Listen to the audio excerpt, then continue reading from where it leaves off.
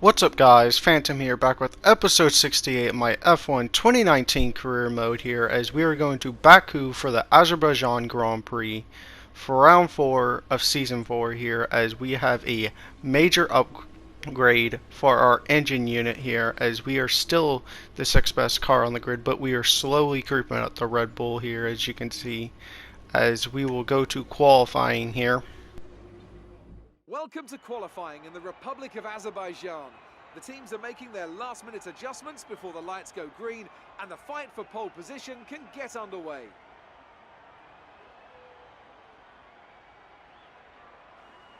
Now then, Anthony Davidson, you're not getting any younger, but you have been involved in your fair share of qualifying sessions in an illustrious 30-year career. How do you deal with the pressure when you have that one chance to deliver a perfect lap? It's not so much about dealing with the pressure, it's more about how you approach the risk and just how much of it are you willing to take. You're constantly balancing the car on the edge of grip from braking, cornering and traction, and over the course of a lap it's easy to get that balance wrong, and that's why achieving the perfect lap is almost impossible. As you say, I've been doing this 30 years now and it never gets any easier. As we start out here in Q1, as we have not gotten out of Q1 of all this season, our best starting position has been 17th last time out at China, so we'll be looking to get out of Q1 here for the first time this season here at Baku, as we will come across the line here at the long start finish straight here, as we're up to 216, as we will come across the line, and only P16 as our teammate Ricardo will make it through MP14, as we're slowly creeping towards that barrier, so hopefully next race we'll get out of Q1 as we will go to the race. Good afternoon and welcome to Baku. This was the arena, if you think back to 2017, of one of the most eventful races of modern history, with controversy behind the safety car, last-second overtakes, and a historic podium for Williams and for Lance Stroll. So let's find out what lies in store for us this year. It's time for the Azerbaijan Grand Prix. The Baku city circuit measures roughly 6 kilometers and is made up of 20 corners and 2 DRS zones. The circuit winds around the narrow city, through the old town, and even brushes against the city's medieval walls. However, as beautiful as the setting is, this track is also a ferocious technical challenge, where the smallest of mistakes could lead to catastrophic consequences for all of our drivers. Alongside me once again for coverage of today's race, it's none other than the great Anthony Davidson. Now, can I talk to you about Sebastian Vettel? That was a great win in the last race. Can they keep that momentum going this weekend? It's always nice to come into a Grand Prix weekend on a high, but your expectations are based much more on your practice and qualifying runs, so it's the momentum from those sessions that they'll be hoping to carry into the race today. Let's run you through the driver grid order for today's exciting race. Valtteri Bottas lines up on pole position, edging out Max Verstappen, who'll start from P2. Moving on to the rest of the grid, we have Vettel, Weber, Charles Leclerc and Grosjean, Ricciardo, Butler, Perez and Alexander Albon, Hamilton, Kvyat, Kevin Magnussen and Norris, Oldtimer, Russell, Lance Stroll and Carlos Sainz. Hülkenberg and Kimi Raikkonen finishes off the grid. Now it's almost time to lights out, so let's go down to the track. As we sit here on the grid in P15 here after Raikkonen's grid penalty, as the fire lights are on and they're away, as we get a pretty average start there as we come to the very short turn 1 here, as we come slowly in, as Raikkonen's dived all the way back from 20th up our inside, but we've managed to keep 15th here, as now we're going to dive up the inside of a couple cars here, as we almost got Albon there, but he went around our outside there, as there's already been a yellow and now a green flag, as we kind of cut off Kvyat there a little bit as we look towards the inside of Albon, but he covered us pretty nicely as we squeeze out Kvyat there, as we come on the lap 2 here, as we are in the slipstream of Albon, who's going to go defensive here, as we're going to swoop all the way around our outside here, as you can see our teammate Ricardo and Perez are fighting there for the top 10, as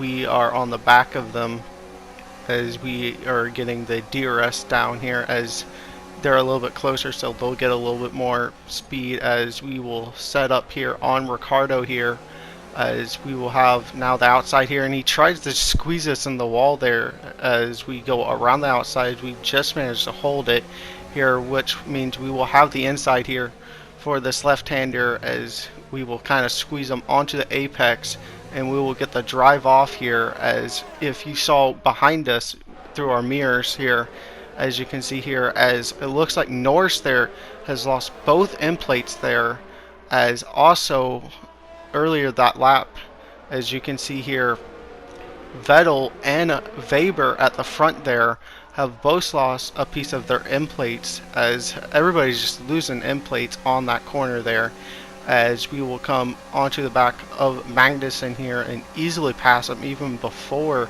the DRS zone here, as we will sweep into the top 10 here, as Hamilton is slowing down, as it looks like he does have a power problem there, as Hamilton, who has scored no points this season, has failed to score points once again. This is the third DNF out of the first 4 races there, as you can see confirmation there, as Weber, who's falling back really badly having no end plate there, is really holding us up, as we really need to get past him here. As we come out of the castle section, we almost lose it, as we almost dropped it on the curb there, but we really need to get past Weber here as quick as possible. He's going to go defensive, but we're going to barge our way up the inside there, as we just need to get past him as soon as possible to catch up to his teammate Butler here. Has we done so quite well, as this is going to be perfect for us as we're coming into the pit, which means we will beat Butler in, as AI slow way too far down, as we almost lose it once again. We slide against the wall there, trying to blow up the car, as we kind of lost the back end there, but we are into the pits, as Vettel, who's going to have to change his wing due to the contact before, as we just get out in front of Magnussen there. Barely, we actually kind of goes through him, as we will come out in 13th position here, as we come onto the next lap here, as we will pass a good majority of the cars that was behind us, as Grosjean here is right ahead of us here, as that 5th place is looking tasty there, as we do have a 5th place here from Australia, but that was through basically crashes, as we will make a legit pass for 5th place here on Grosjean, as he is getting overtaken by a car that should have no business in being in 5th right now, as the Ferraris and Haas's have really done us a treat through Weber and Vettel backing everybody up to him.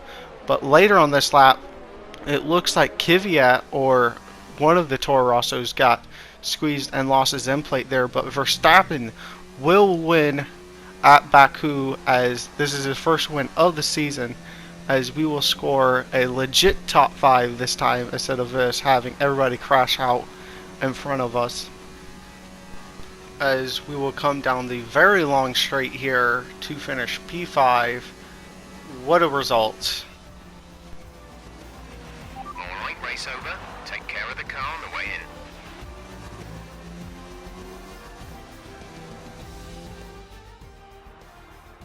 That was brilliant stuff from Racing Point today. What a superb victory. What do you think it was, Ant, that gave them the edge over the competition today? Well, this was a real team victory. They put together a solid strategy today that appeared well suited to the conditions out on track. The driver did everything that was expected of them in the moment to really execute the team's plan to perfection. A shining example of how F1 really is a team sport. Racing Point's performance today has shown that they can be competitive with the veterans of the sport. They're making their way out to the podium now as we speak, and the reaction from the crowd must be incredibly uplifting for them.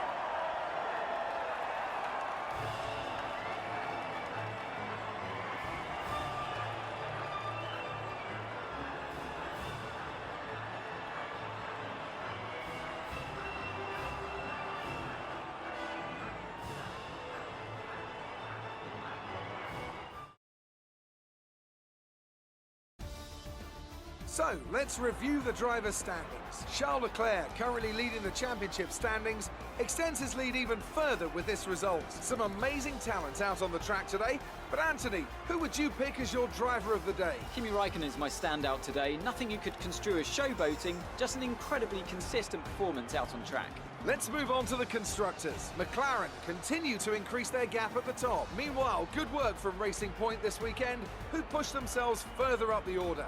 I'm equal parts exhausted and elated with this weekend of Formula One.